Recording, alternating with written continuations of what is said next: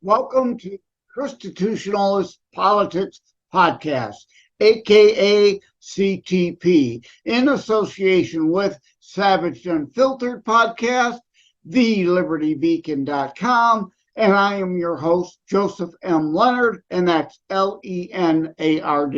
CTP is your no muss, no fuss, just me, you, and occasional guest type podcast.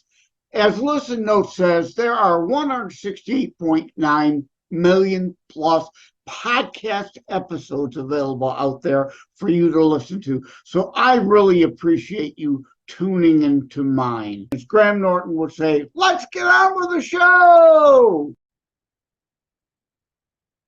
It is hard to believe, but I have indeed been with TheLibertyBeacon.com now for about a year. I drop, as you know, we've discussed, the ChristiTutionalist Politics podcast corresponds with my weekly drops at that site. And I've been there a year now. It's almost unfathomable. It's like, where has the time gone, right? On a micro level, it seems like days can sometimes drag endlessly, but over the long term, you look back and it's like, where did the time go? Where has 2023 gone already? It's just flying by.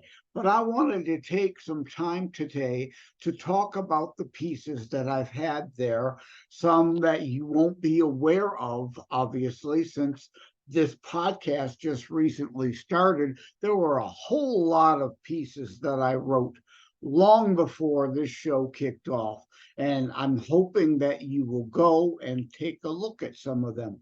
The first ever piece that I wrote for TheLibertyBeacon.com was actually a repurposed Before It's News piece. I've mentioned I also write at Before It's News. I've written there for a while, and I know some people try to attack Before It's News and refute it as a legitimate news source, but it's like any site. Even CNN and MSNBC.com, I was like, those are credible? No, I don't think so.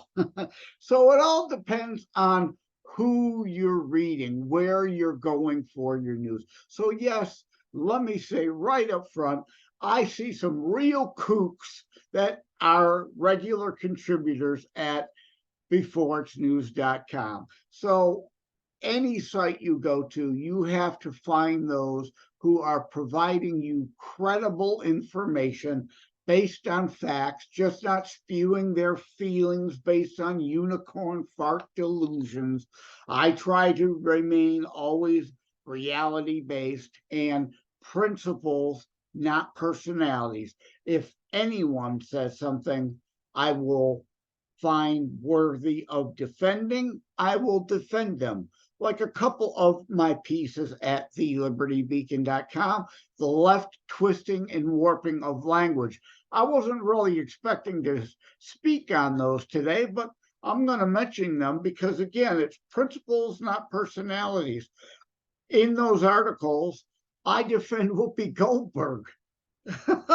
I also defend Don Lemon, if you can believe it. But again, because I'm reality-based and deal in reality and principles, not personalities. So let me say why I defended Whoopi. She made that statement about Jews are not a race. That is true. You would not call Christians or Christianity a race, would you? There are white, black, and every shade in between all around the world that are Christians. Same with Muslims. White, black, everywhere in between. You wouldn't call Islam a race. So why in the world do people get this idiotic notion of Judaism, a faith, a religion that, again, also has whites, blacks, every shade in between, and all around the globe, all the regions, all the continents, except for maybe the North Pole and Antarctica. All right, yeah, of course. Got to be technically correct here, or the left will want to fact check me, right? He said every continent, but there are no Jewish people on the South Pole, the Antarctic continent. Well, do we know that for sure? Who's to say there aren't some Jewish people that are on expeditions currently there? But you get my point. The left has to nitpick in their fact checks to try to declare you as at least partially false when they all know what we mean. You know what I mean. They know what I mean. It's just they can't have an honest conversation. So when Whoopi said that, she got a lot of flack. Now, let me say, she might be an anti-Semite. I don't know. I think the jury's still out. She does have part Jewish in her genealogy. She adopted the Goldberg last name. A lot of people think that was attempted cultural appropriation and the old Jews run Hollywood trope. So to better get jobs, she changed her last name to Goldberg. I think there's certainly a lot to that. Does that make her anti-Semitic? That might be stretching it a bit. So whether she is or she isn't, I don't know. For the sake of this discussion and argument, I don't care. That's not the point. Judaism is a class, just like Christianity, a class of people, a group of people. So please, let's stop the hyper attacks on each other and stick with principles, not personalities.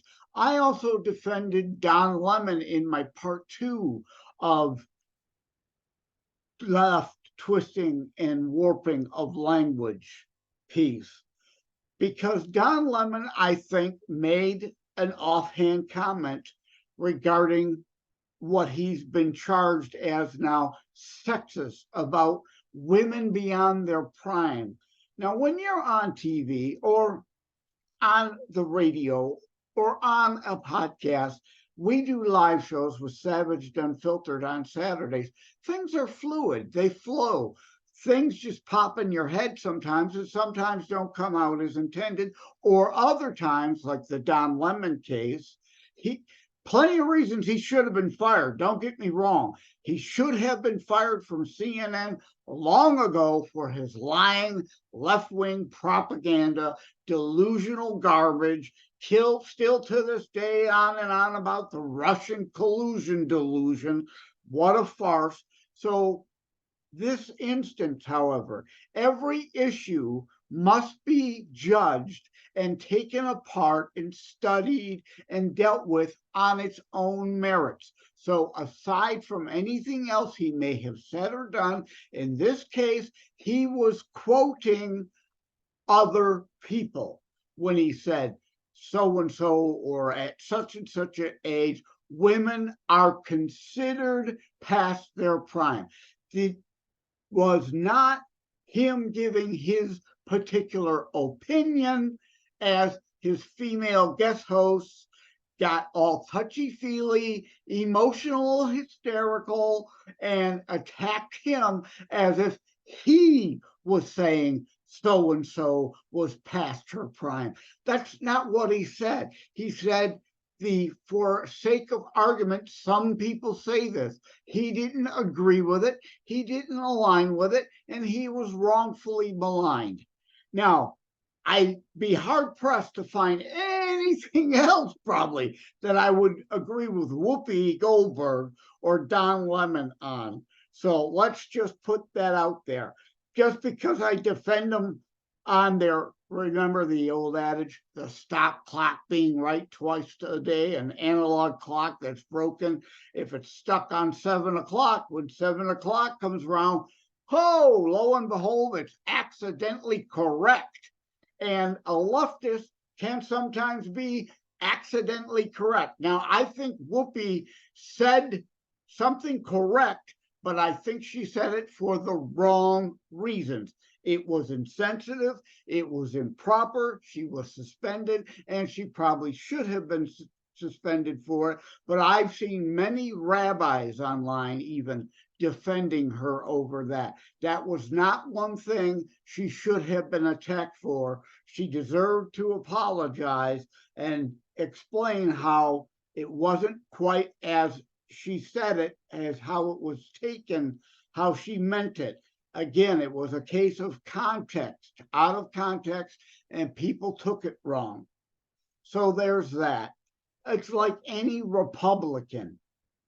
I've spoken outwardly about CINOs and rhinos, fighting them as hard as I do fascocrats. You challenge rhinos in the primary season in the spring to get better candidates, and you must vote the GOP lever ticket in the fall, because even a rhino that will be with us, say at worst 30%, if they're with me 30%, that is still better than the fascocrats who's going to be with me, what, maybe 1% of the time? That stop clock adage, a Democrat actually getting something right on occasion? Rare. So a rhino is better than a fascocrat any day, but yes, we want to replace the rhinos too. Having said all that, again, it's about being consistent, having honor and integrity.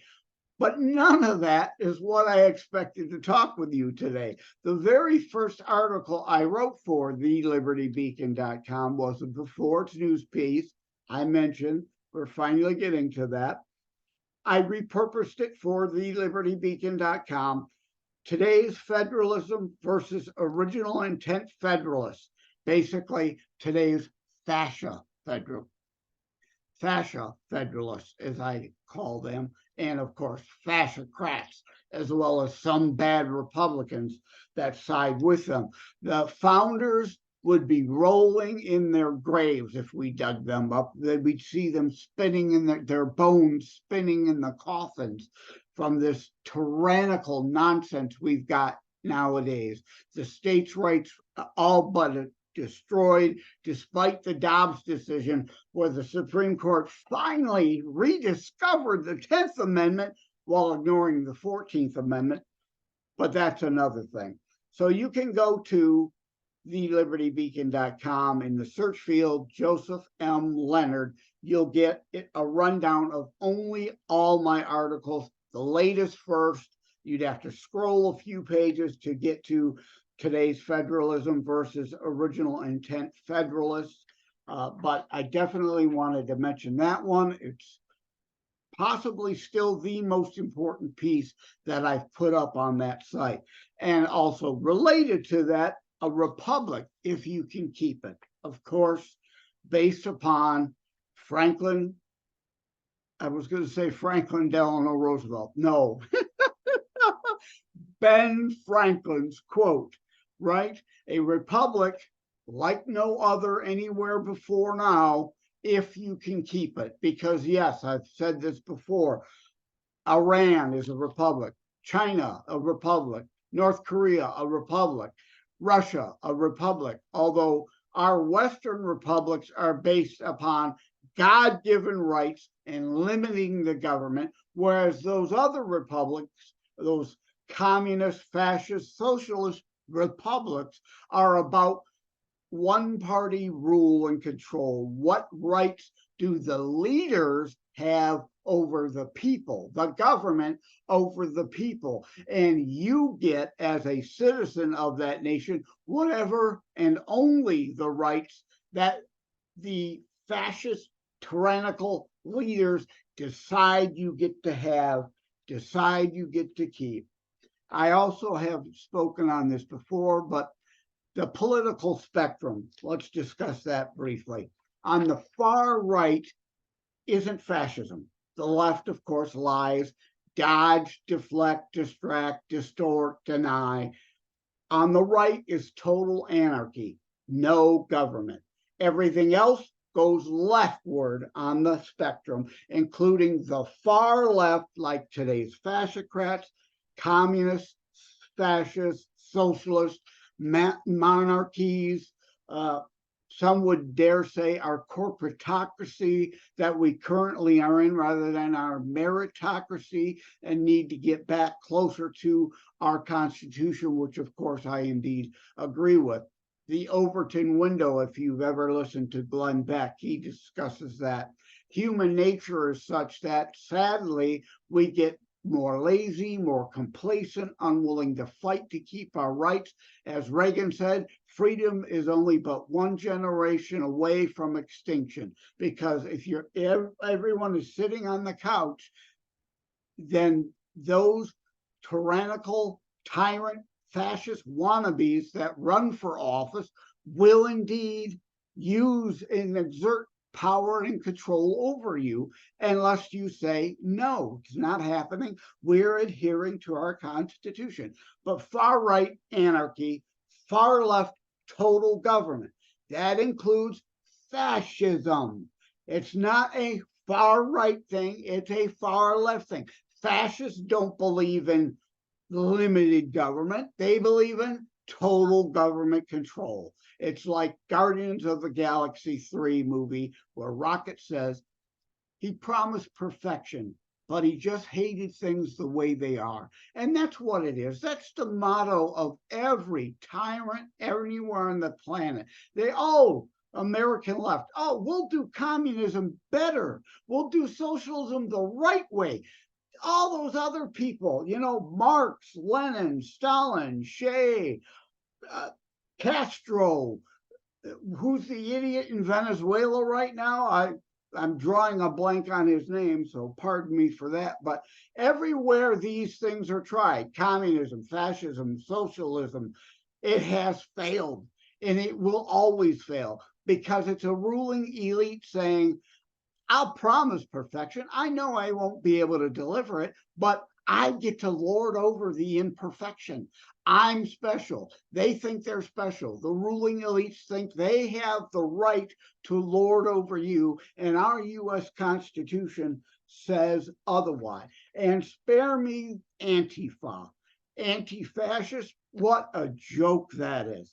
They are literally El Duce 1930s Italian black shirts, or Hitlerian brown shirts of the 1930s, out there rioting, looting, burning down neighbors, beating up people to try to silence them, just like the fascists in Europe did. They're not anti-fascist, and just because they may use some tactics that are generally associated with anarchists doesn't make them anarchists. That's a false narrative. They're trying to make you think that neo-Nazis are a right-wing thing. They're not. They are for bigger government, total government, just as long as they get to run the government, right? None of this representative democracy stuff. You don't have a say. You shouldn't have a say. So there's that.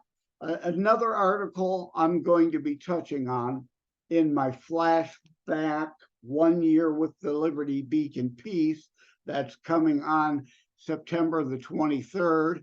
Same thing for what I'm recording this for ChristiTutionalist Politics podcast to release, is an article called Latest Wokeism Cries of Racism, White Supremacy, and Cultural Appropriation.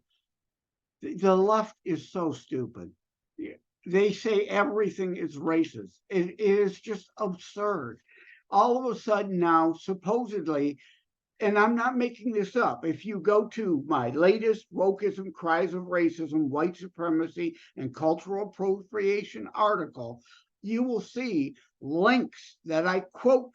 I link back to where these leftist morons are saying that if a white guy likes a woman with big butts, yeah, you didn't hear me wrong. The Sir Mix-a-Lot song, I like big butts and I cannot lie. You other brothers can't deny, blah, blah, blah, blah, blah, blah, blah. He was really culturally appropriating, if we want to go down that road, lefty loons. Queen did Fat Bottom Girls long before Sir Mix-a-Lot recorded Baby Got Back. So if anybody's appropriating anything, the Black culture through Sir Mix-a-Lot actually appropriated white culture that Queen sang about in Fat Bottom Girls. So you have to answer a leftist loon's stupidity with that kind of logic. It'll be lost on them, of course, but you have to show how much more of a thinker you are, and they are just all about, of course, their feelings. Oh my God, I don't care what's real. This is them, right? A leftist. They don't care what's real, only what makes them feel good, what makes them feel special, and pretending everybody else is racist, sexist, homophobic, Islamophobic, this phobic, that phobic, the other phobic, because they can't have an honest conversation. Going back to the warping and twisting of language, they have to redefine terms. Like Bill Clinton, depends on what the definition of is, right? Whatever is convenient for their false narrative of the day is what they will warp that word to mean today, and they may contradict themselves the very next day. But it's part of destroying the language, so we can't find common ground, have that honest discussion, because we're not using a common set of language. They keep trying to warp it and twist it. What do you expect from people who warp child stories? Robin Hood. No, it was not about stealing from the rich. Well, yes, the king and the sheriff were rich, but that's not the point. They took back from the sheriff of Nottingham, who took from them monies in the form of taxation, confiscation of wealth, to give to the king, give to the state, the full-on government. They stole actually from the government officials to give back to the peasants what was confiscated from them. So it's an anti-big government message, not a tax the rich, bogus garbage. Like, remember when AOC wore that ridiculous tax the rich dress while she's currently in Congress, lining her pockets to become rich as quickly as she can. Bernie Sanders used to say, we need to get them millionaires and billionaires. You notice he never says millionaires anymore. Oh, we got to go after the billionaires and trillionaires, because Bernie, for homeowner, $250,000 sports car owner, is rich. He's now a millionaire. So he's not going to talk about that. And of course, there is a piece at TheLibertyBeacon.com about climate hustle, the climate hoax, the climate scam, debunking the global warming garbage, and you shall be known by your fruits. I've said that before. We'll say it again a little later. They have beachfront property. If they are so darn convinced that the ocean levels, the lake levels, all the water levels are going to rise and erase those coastal properties, why would they have bought one? So you shall know them by their fruits, not their bogus, empty rhetoric. But Antifa are fascists. They're not anti-fascists. They aren't anarchists. That being the last point there. Another piece is occasional breaks and distractions, not just okay, but healthy. Yes, you need to be involved. I keep saying that. I'm going to keep saying it. I'm going to harp on it, because if you really want the GOP to be better, you have to work from within it to help weed out the rhinos, get the party back to the solid, conservative, constitutional platform that we vote up at convention time after time after time. And that's part of the point, being a delegate. So you have the option of going to your county convention, your state convention, and potentially the national convention. You can't just scream from the bleachers at the coaches, the players, the cheerleaders, the water boys, the umpires, the referees, whatever. that you're not affecting the game. You have to put on the armor of Christ and get on the field and fight to have any real impact. And hello, DOJ and FBI, when I say fight, I'm talking in the figurative sense, not the Antifa and blackline Marxist sense of burning down neighborhoods and beating up their opposition. I didn't say that. I will never say that. I'm for opposing violence of any kind, yet unless, like the Jason Aldean song that they canceled from CMT has to say, we do have a right to defend ourselves and our property. If you get violent, we have a right to defend ourselves. And criminals, we have a right to stand up against them if they are affecting us. But occasional breaks and distractions, not just okay, but healthy. Yes, take those occasional breaks. I went to a Michigan Panthers game a while back now, several months. The USFL season is over, but the Panthers needed to win that game to get in the playoffs.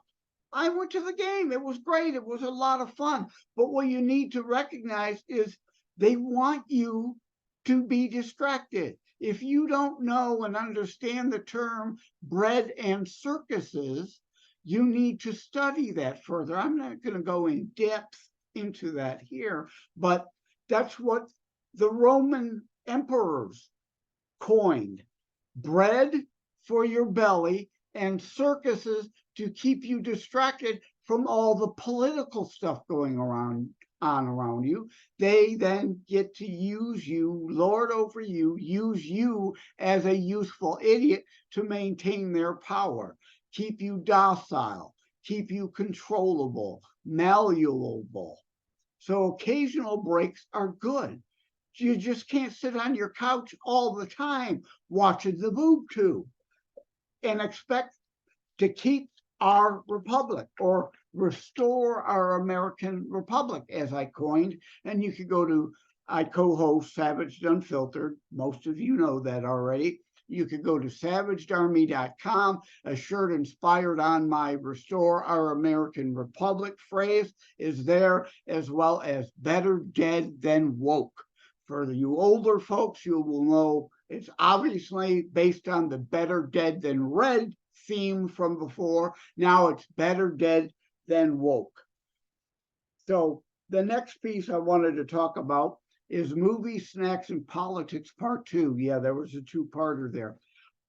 We all know all the wokeism going on around us. As I'm sitting here recording this, Barbie and Oppenheimer, or Barbenheimer, they're calling it now, it set records at the box offices for when they first came out, that first weekend. First time in like 4 years that a record like that was broken, to kind of finally maybe consider we're coming fully out of COVID now, and the movie theaters may not have to go bankrupt and all shut down. So we always, on the right, of course, focus on the wokeism that's going on in the politics. And that's true. I mentioned Guardians of the Galaxy. That was one of the rare exceptions, talking about tyranny. My friend Ed Bondarenka of Wham Radio, that's WAAM, not the wake me up before you go kind, pardon the bad singing. And I know I've said it before, so yes, I've repeated it. I apologize if this is now the 4th or 5th time you've heard that joke, but I can never resist the bad puns. So there's some recovery there. Whether that's sustained or not is another thing. Oppenheimer was pretty good. I didn't sit through to the end, though. 3 hours felt like 5 hours. I left it early. Unlike some other movies that are 3 hours, the time seems to go by and you don't realize it's 3 hours. Oppenheimer, before I left, felt like it was in its 5th hour already. But we need to be careful, of course, because even the Barbie movie, if you haven't heard the controversial situation regarding a Chinese map claiming all the isles in Southeast Asia as China properties. So even Barbie kowtows to China. It's ridiculous. It's pathetic. And we've got to do better. And the last piece I'm going to talk to you about today, again, you can go to TheLibertyBeacon.com. Yes, I know, I'm sorry, I repeat that a lot, but I never know who new is listening. If you listen every week, you may be getting tired of hearing that repetition. My apologies, but of course, there are new listeners coming on all the time, so there are some things I do need to repeat. Will real Christians be able to save America? Was one I wrote just a few months ago. And when I mean real Christians, I mean real Christians, not Biden and Pelosi, fake Catholic kind. I was born and raised Catholic. I am unlike a lot of Catholics. So as my friend Pastor Rick, also of Wham Radio, says of me, I'm not your normal average Catholic because I study all the other Christian sects, Protestant, Lutheran, whatever. I've studied Islam. I've studied Judaism. I looked at Buddhism and all these other potential religions that are out there, because in my mind, it doesn't question my faith. It only reaffirms and hardens my faith in the one true Son of God, Jesus, who came to fulfill the Torah, to fulfill the Jewish scriptures as King of the Jews. We are all really, we call ourselves Christian. I call myself a ChristiTutionalist. Really, we're Messianic Jews. The New Testament didn't replace the Old Testament. It complements it. It provides further context. And Jesus was that final blood sacrifice, which is why we don't sacrifice animals at this time in these days. So will real Christians and real Jews, unlike a Chucky Schumer, who's detrimental to the only Jewish state on this planet, Israel. The left is constantly engaging in attacks against Israel, the only democracy, I hesitate to call it that, because they are indeed a republic, a constitutional republic with limited aspects of democracy thrown in there to elect representatives and elect their president and prime ministers. So I've lost my train of thought here. I need to get it back. Yes, same with Muslims. I have some Muslim friends. Friend Dr. Zuhdi Jasser has a book called Reform, The Battle for the Soul of Islam. There are many Muslims who know their 7th century religion, as handed down by Muhammad, has to be reformed, much like Martin Luther felt the Christian religion needed reform. But Christians aren't running around killing everybody. A lot of Muslims are. Not all Muslims, not only Muslims. Shame I have to make that disclaimer, but when I'm on interviews regarding my book, I often have to say that, look, not all Muslims are terrorists, not all terrorists are Muslims, not all Muslims are Arab, not all Arabs are Muslim, and on and on and on. Like I said, black to white, every shade in between Christians, black to white, every shade in between Jewish people, black and white, every shade in between Muslims, Buddhists, on and on and on down the list.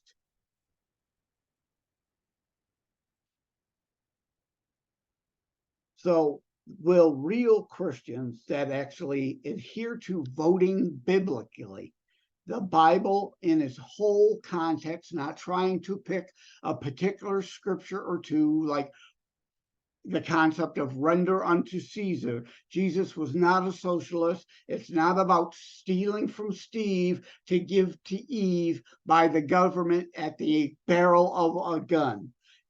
Be our brother's keeper is a charitable commandment from Christian doctrine, not handed over to the government to do that, who then, of course, taxes us to death, takes 80% off the top for themselves, the deep state ruling elites, and then pennies get to people who really need it. It's our local charitable commandment that we are supposed to adhere to, not redistribution of wealth. And we as Christians have to get involved. I will mention another book, Neil Mammon. Jesus was involved in politics. Why aren't you? And why isn't your church? Another great book to read. And yes, I'll mention Terror Strikes coming soon to a city near you again. It may not seem like a Christian book, right? It's clearly not your traditional fluffy kind of preaching to the choir. I hate that term, but it makes sense to use at that time. Type Christian book. It is meant to get in the hands of many and introduce Christ and the Bible to them to some degree, again, without being preachy and beating somebody over the head with the Bible. So there is all that. Thank you for tuning in. Please check out TheLibertyBeacon.com. Again, in the search bar, you can put Joseph M. Lenard. That'll give you a list of all my articles. We only touched on a very few. I drop every Saturday. Been there a year now. So yes, there's more than 52 pieces there to scroll through and look at. Pick and choose one or two that you want to read.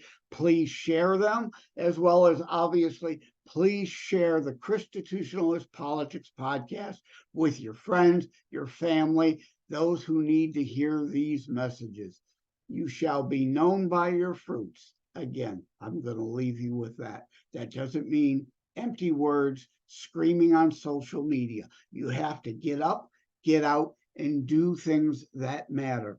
2 Chronicles 7:14, if you pray, I shall hear from heaven and heal your land. Well, that is, again, just one scripture. You have to take it in context of the whole Romans book and other passages in the Bible. You are required to act. And as the Rush Rock Group out of Canada says, if you choose not to decide, you still have made a choice. If you refuse to help sow good fruit trees, we are all then stuck to suffer trying to choke down and eat that poison fruit we sat around and let others sow and are reaping now. It's taken decades to get here. It's going to take decades to fix. You can't get off your couch for just one election and think, oh, I elected Trump in 2024, for example.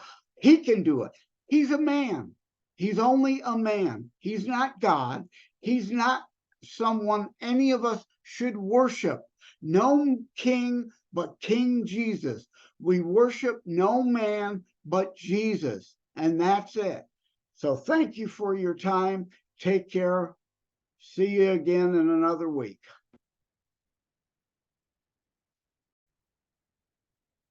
Thank you for having tuned into ChristiTutionalist Politics show. If you haven't already, please check out my primary internationally available book, Terror Strikes, coming soon to a city near you. Available anywhere books are sold, or autographed copies are available online direct from me via TerrorStrikes.info/shop. And you can obviously learn more about the very non-traditional or fluffy style Christian book, but a Christian book nonetheless. Also, please tune in to Savage Unfiltered Podcast, of which I am a co-host, and be sure to check out more about today's discussion at TheLibertyBeacon.com, where my articles drop every Saturday.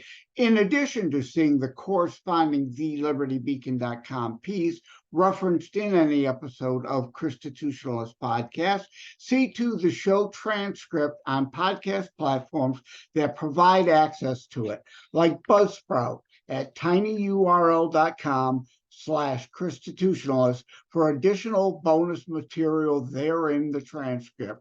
Thank you. Take care. God bless.